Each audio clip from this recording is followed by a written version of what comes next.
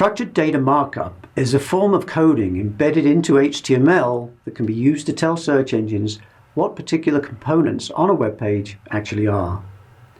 HTML essentially tells a web browser how to display a web page, the typeface and font size to be used, the text treatment, bold, italic, underline, and so on, where to place images, how much space to leave around things. It tells browsers what to do with the content on the page, but not what the content actually is. Structured data markup, though, tells search engines what the content is. For example, look at this Google search result. Notice the extra line above the snippet with the stars and a rating?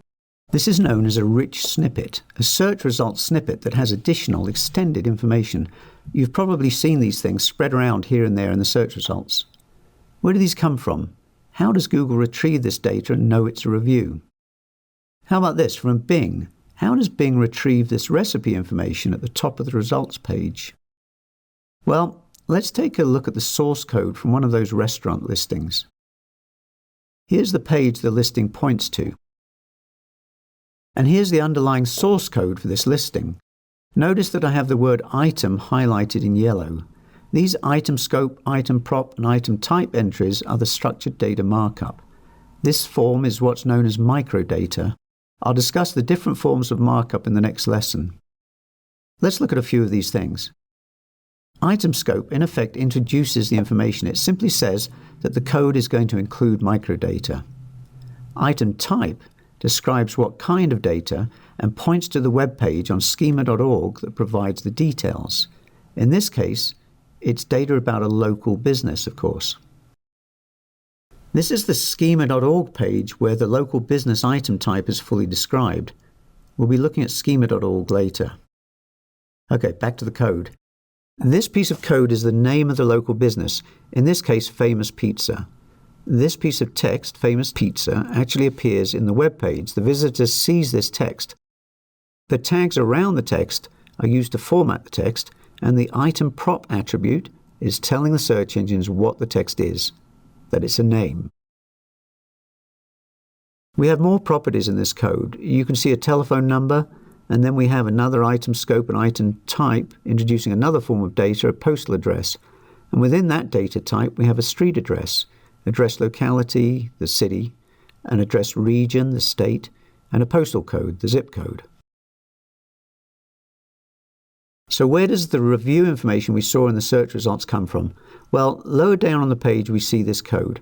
This item type is an aggregate rating, which is described on the reference page as the average rating based on multiple ratings or reviews.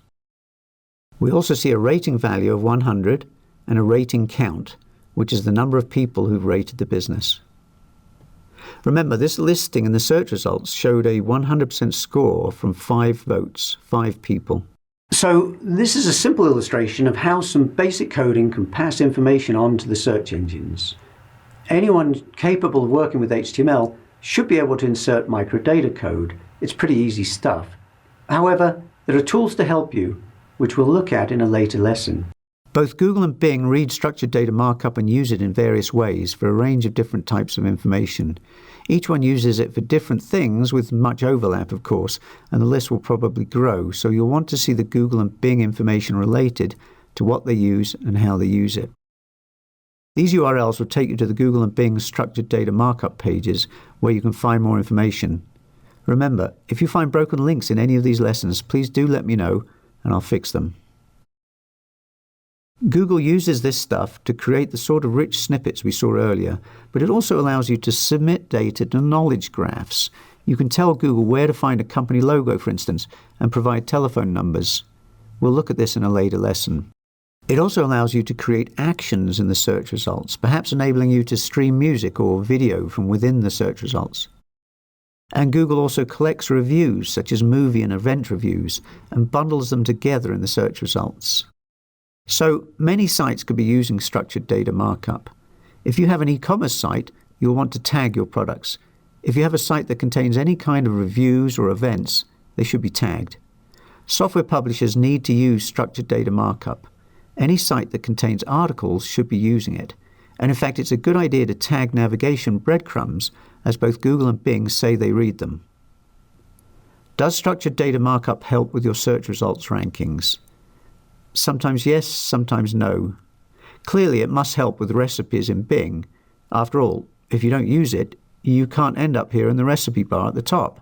In other cases, it's unclear whether the markup helps push sites up in the results. In the restaurant reviews, it's quite likely that it doesn't. But those stars help the items stand out in the results, so they may increase click-through from the results page.